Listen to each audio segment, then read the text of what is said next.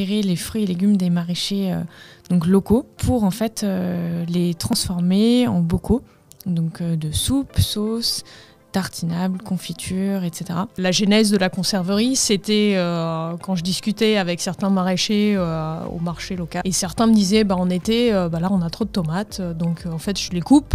Parce que sinon, si je les ramasse pas, les autres vertes vont pas mûrir. Oui. Et moi, dans 2 semaines, quand j'aurai du monde et que j'aurai le marché pour les vendre, j'en aurai plus.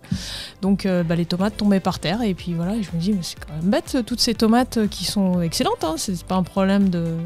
C'était pas moche, c'était juste en trop. Et voilà. Quasi que des relations win-win. Oui. Donc, vous aidez les maraîchers, ils vous aident, la mission locale, etc. Je trouve ça très intéressant en tout cas. On avait à peu près 50 000 pots la première année qu'on a fait. Ouais. Cette année, on doit être 70 000 à peu près. Hein. Voilà, donc c'est en progression, normal. En niveau de tonnes de légumes transformés. Alors, la première année, c'était 12 tonnes, je crois. Et la suite, on était même plus 18, je pense. 18.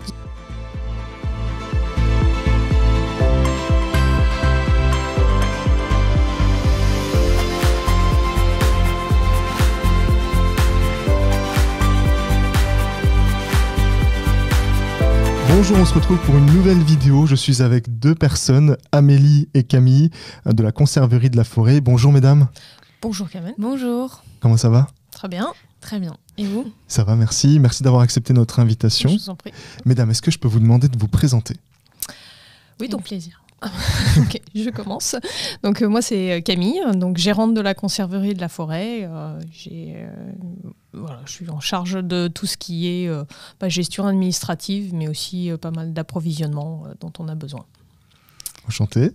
Amélie, donc moi je m'occupe de toute la partie marketing, communication et également commercialisation, donc relations clients, etc.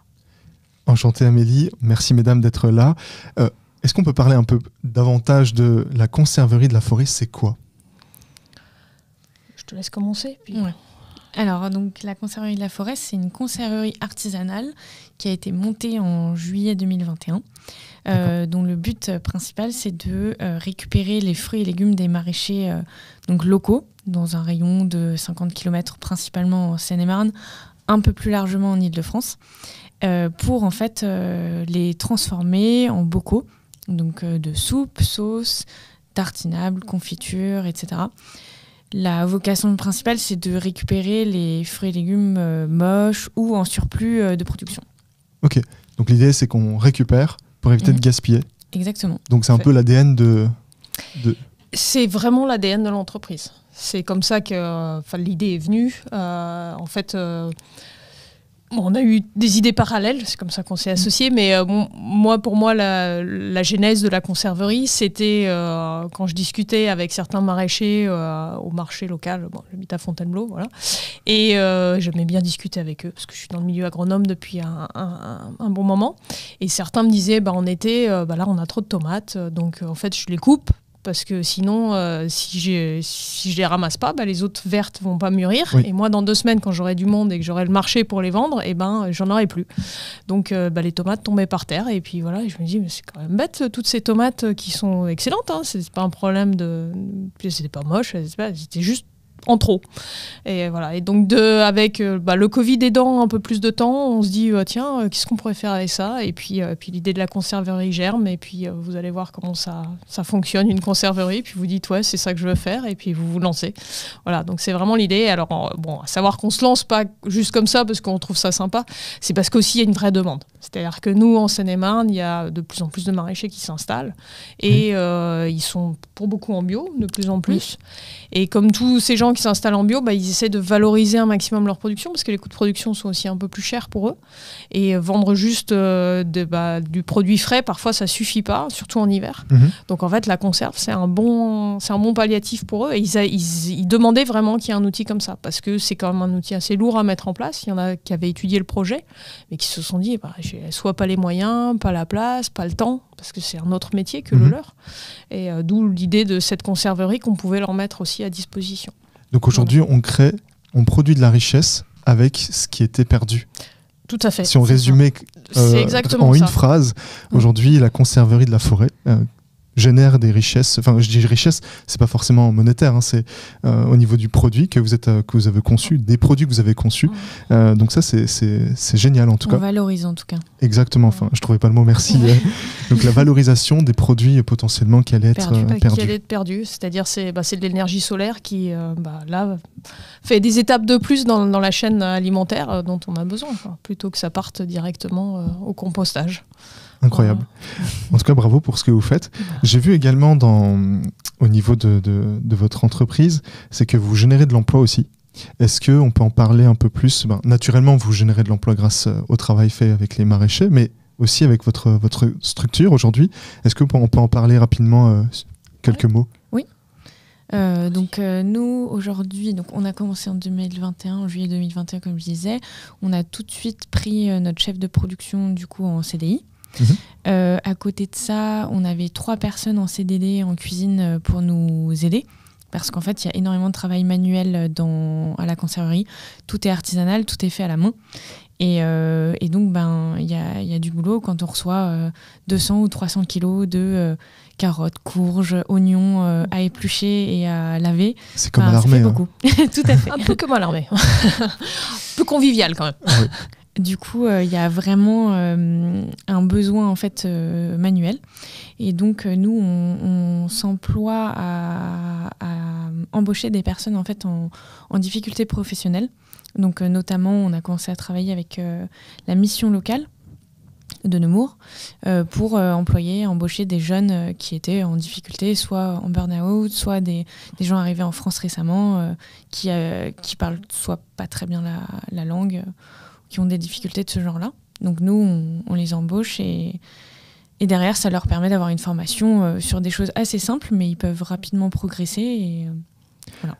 Ce qui est intéressant avec tout ce que vous faites, c'est qu'il y a quasi que des... Enfin, je dis quasi parce que je ne connais pas entièrement l'entreprise, mais il y a quasi que des relations win-win. Oui.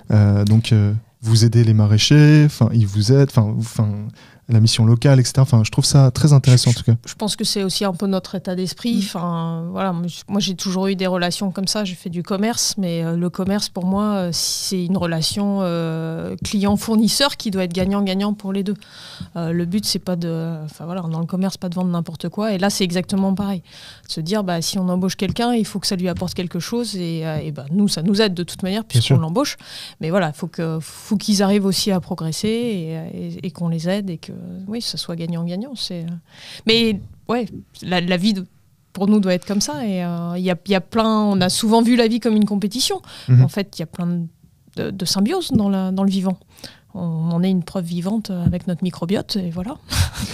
Et justement, si on devait parler un peu de chiffres par rapport à tout ce que vous faites, c'est combien de conserves produits par an, les objectifs, si on peut en parler un peu. Oui, alors on s'est fixé, on avait quand même un business plan, donc avec des objectifs qu'on a tenus d'ailleurs. Donc on avait à peu près 50 000 pots la première année qu'on a fait. Ouais. Cette année, on doit être 70 000 à peu près. Voilà, donc c'est en progression, normal, en niveau de tonnes de légumes transformés. Alors la première année, c'était 12 tonnes, je crois.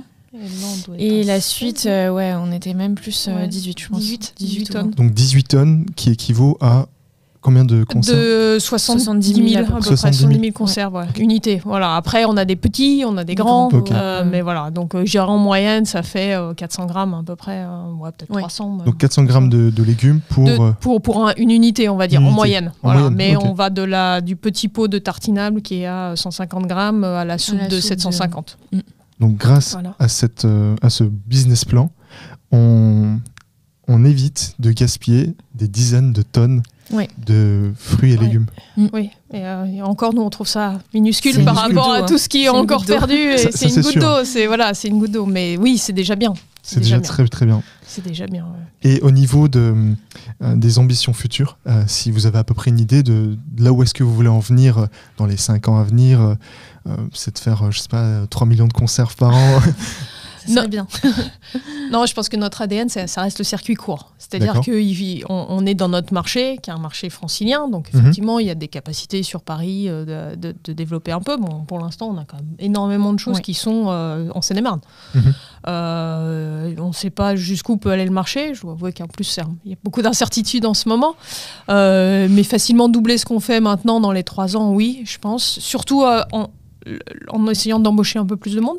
Et peut-être que ce modèle peut être dupliqué dans d'autres régions ? Ça peut être aussi l'idée, c'est d'essaimer l'idée. Alors ça existe déjà, il y a pas mal de régions qui le font, que ce soit au niveau associatif, que ce soit des plus grosses structures. On connaît aussi, on a certains de nos concurrents, c'est des beaucoup plus grosses structures, ils sont passés à une échelle supérieure. Après, nous, il y a quelque chose sur lequel on ne veut pas renier, c'est sur la qualité.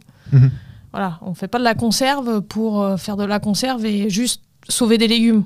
On veut aussi que les gens apprécient ce qu'il y a dans le pot et envie d'y retourner. Et justement, c'est tout votre défi, c'est de proposer des choses qui sont bons à consommer avec un impact positif et avec un impact carbone, si on peut dire ça comme ça, très faible. Donc je pense que c'est votre défi aussi au quotidien. Ouais. Je pense que ça devrait être très challengeant. Les problématiques que vous allez rencontrer sont sûrement... Oui, c'est motivant. En fait, en même temps, c'est motivant. En même temps, c'est pas facile.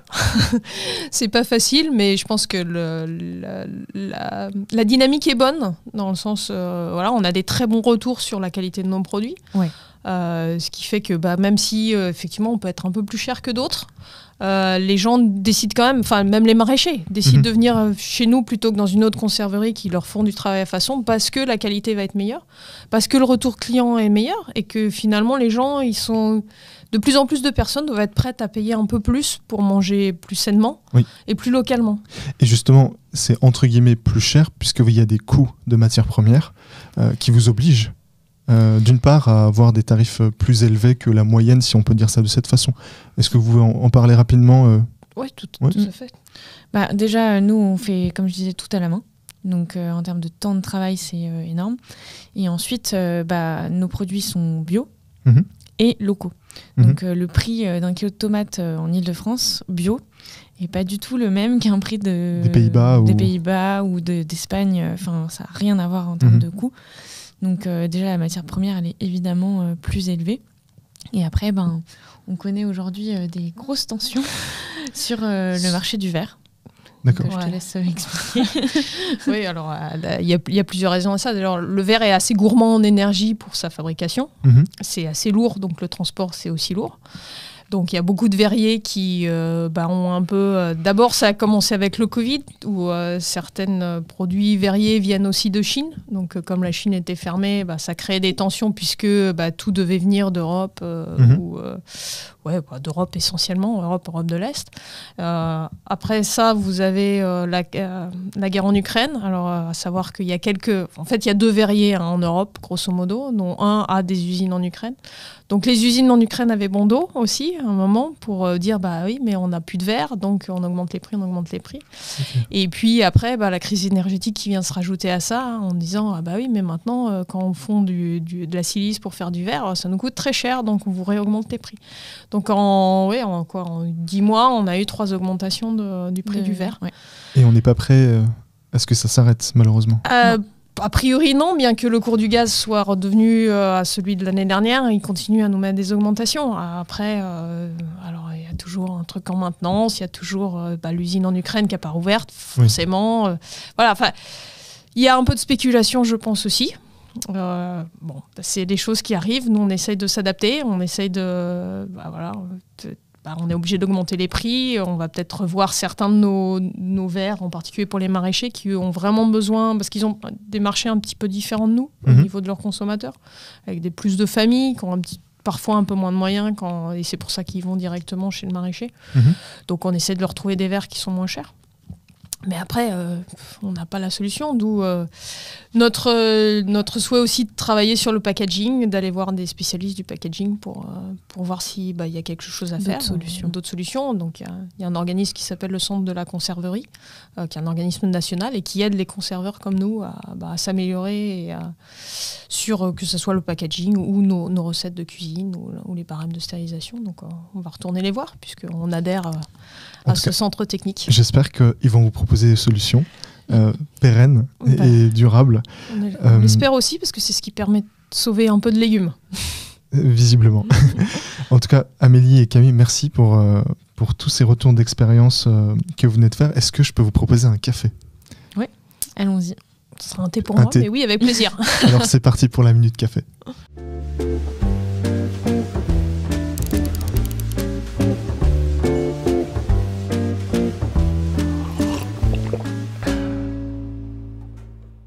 Du coup, pour notre minute café, mesdames, on va commencer par une première question pour Camille. Camille, est-ce que vous avez un film à nous conseiller, un film qui vous inspire ? Ouais, moi je vais vous parler au moins vous donner le titre, après vous en parler, peut-être le mieux ça sera de le voir. C'est un film qui m'a beaucoup marqué quand j'étais assez jeune, et je pense qu'il a aussi orienté les études que j'ai faites et la trajectoire que j'ai jusqu'à présent. C'est le film La Belle Verte de Colin Serrault, qui est un film, quand on connaît un peu ce qui se passe actuellement, qui est un peu précurseur de nos problèmes climatiques, environnementaux, et qui décrit en fait une Terre je dirais, grande révolution où l'humanité a décidé d'arrêter de consommer. Voilà. Donc c'est une planète où ils consomment assez peu. C'est un très joli film, avec une très jolie musique. C'est un film qui peut nous inspirer sur notre consommation quotidienne. Tout à fait. C'est un film tout à fait, pour moi, dans l'air du temps maintenant. Voilà. Merci pour cette référence, Camille. Je vous en prie. Amélie, une personnalité à nous recommander, une personnalité qui vous inspire ? Oui, alors moi, particulièrement le chef indien Raoni, donc, qui est un chef indien du Brésil, qui a été prix Nobel de la paix il y a quelques années et qui se bat en fait pour la préservation de la forêt amazonienne, qui aujourd'hui est de plus en plus diminuée. Et il se bat également pour préserver les terres des aborigènes d'origine, en fait. Et justement, je pense que c'est une personnalité qu'on devrait s'inspirer pour protéger nous-mêmes nos régions, notre faune et flore, nos faunes et flores qu'on a dans notre beau pays. Je pense que c'est également une personnalité qu'on devrait sûrement prendre en exemple. Merci Amélie pour cet exemple. Avec plaisir. Est-ce que vous pouvez nous donner des conseils aux personnes qui nous écoutent ou aux personnes qui souhaitent entreprendre ce type de projet ou qui consomment des fruits et légumes ? Enfin voilà, je suppose que vous avez plein de conseils à nous donner avec tout le bagage que vous avez, mesdames. Okay. Je vais commencer. Comme moi j'en suis à ma deuxième entreprise, je vais me tourner plutôt vers les entrepreneurs et entrepreneuses surtout. Oui. Il y en a de plus en plus. Oui, il y en a de plus en plus. Nous, on a un exemple là, un double exemple. Voilà. Et puis, on a aussi gagné un prix de créatrice d'entrepreneuse. Donc voilà, on en côtoie aussi pas mal. Et en fait, ce que je voudrais dire à tous les entrepreneurs, c'est qu'il faut croire en son projet et puis aller jusqu'au bout. Et je pense que la plupart du temps, ça marche. En tout cas, c'est jamais perdu. C'est toujours des excellentes expériences. Et il faut y aller, il faut foncer. Et il faut surtout en parler autour de soi et pas avoir peur, pas vouloir cacher son projet, parce que plus on en parle, plus il y a des gens qui aident. Ça, c'est vrai. Donc, et souvent, on nous fait un retour d'expérience similaire au niveau des entrepreneurs, et je suis persuadé que c'est 100% vrai. Donc, merci pour ce conseil, Camille. Amélie ? Donc moi, j'irais plus vers un conseil alimentaire. Donc le but, ça rejoint un peu le but de notre société, mais c'est vrai que à la fois relocaliser l'alimentation et consommer plus sainement et peut-être plus végétarien, ça peut être une bonne, c'est souvent une bonne alternative en fait, et c'est ce qu'on propose. Donc voilà, on a une cuisine qui est faite maison, que des fruits et légumes et des matières premières brutes et locales. Donc voilà, je pense que ça peut être une bonne alternative. En tout cas, par rapport à ce que vous proposez, on évite le gaspillage, vous générez de l'emploi, c'est un circuit court. Vous travaillez avec des producteurs locaux, et justement, si on devait parler un peu plus des productions que vous faites, donc des produits que vous proposez, quels sont ces produits ? On en a très peu parlé. Est-ce que vous pouvez nous parler de ce qu'il y a en ce moment, des exemples de ce que vous envisagez potentiellement de faire ? Tout à l'heure, vous parlez des familles nombreuses, éventuellement de futurs projets. Est-ce qu'on peut parler un peu plus de vos produits ? Oui, alors comme Amélie avait dit au début de l'entretien, on a une gamme assez vaste. Je dirais qu'elle se découpe en plusieurs parties. Donc on a des plats un peu traditionnels, la soupe. Donc ça, on fait des soupes un peu de tout et toute l'année. Alors c'est quand même l'hiver et quand même la grosse saison où on fait des soupes avec tous les légumes hivernaux. Donc soit soupe de légumes, pas mal de potimarron, citrouille. Butternut, après on a fait de la poireau, carottes, voilà. Donc là les soupes c'est assez varié. En été bien sûr on va faire du gazpacho parce que c'est toujours sympa, avec des bonnes tomates qui sont bien mûres c'est toujours meilleur. Et puis on a quand même élaboré une grosse gamme de tartinables puisque c'est un peu dans l'air du temps avec les apéros et tout ce qu'il y a autour. Donc ça c'est les deux parties qu'on fait encore en hiver. Après on a toute notre gamme d'été. Puis on a par exemple des plats préparés. Donc ce que je disais, on va avoir des légumes pour couscous, des ratatouilles, des lentilles un peu à l'indienne. Donc en fait on a vraiment eu envie de développer des produits originaux et un peu attractifs. Donc en tartinable, on a du houmous betterave,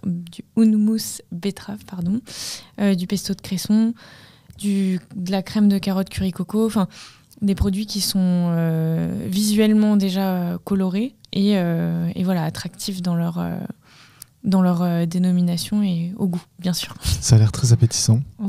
Puis après, pour ceux qui ont le côté sucré, comme on fait pas mal de pommes en Ile-de-France, il y a toute une série de compotes de pommes, plus ou moins sucrées d'ailleurs. Pommes poires, et puis quelques confitures avec les fruits qu'on a en local, donc surtout de la fraise, des petits fruits et de la rhubarbe. Voilà, plusieurs choses comme ça. Et puis de temps en temps, on fait aussi de l'anti-gaspi avec un partenaire à Rungis, bio. Et qui, quand il a quelques cagettes de mangue qu'il n'arrive pas à vendre, nous, on va les récupérer, on va faire un coulis de mangue avec. Donc ça, c'est des produits un peu... éphémères. Voilà. C'est des produits éphémères qu'on fait, série limitée. Et puis, puis de temps en temps, on a des maraîchers aussi qui viennent nous voir. Moi, j'ai trop de choux-fleurs. Enfin, voilà. Et après, vous essayez de trouver une solution. Voilà, on essaye de faire au fil de l'eau. Alors, ça fait une grosse gamme. Mais bon, après, voilà, comme disait Amélie, on a deux, trois points de repère de produits de base, que ce soit en plat cuisiné ou en tartinable, qu'on garde tout au long de l'année. Voilà. C'est super tout ça. Merci mesdames d'avoir accepté notre invitation. C'était un échange super et agréable pour moi. En tout cas, j'ai découvert pas mal de choses. Donc, vous nous avez fait comprendre qu'on peut consommer bien, local, circuit court, avec un impact carbone très faible. Donc bravo pour ce que vous faites. Et j'espère que vous aurez de plus en plus de monde qui viendront vers vous. En tout cas, nous, on mettra vos liens YouTube, vos liens Instagram, site internet, etc. dans la description de la vidéo. Donc on espère que ça fonctionnera de mieux en mieux pour vous. On arrive à la fin de ce podcast. J'espère que nos auditeurs et auditrices vont apprécier cet échange et je me tourne vers eux pour leur dire tout simplement de liker, partager et commenter cette vidéo. Et n'oubliez pas, en parler c'est partager et c'est en partageant qu'on en parle. À très bientôt.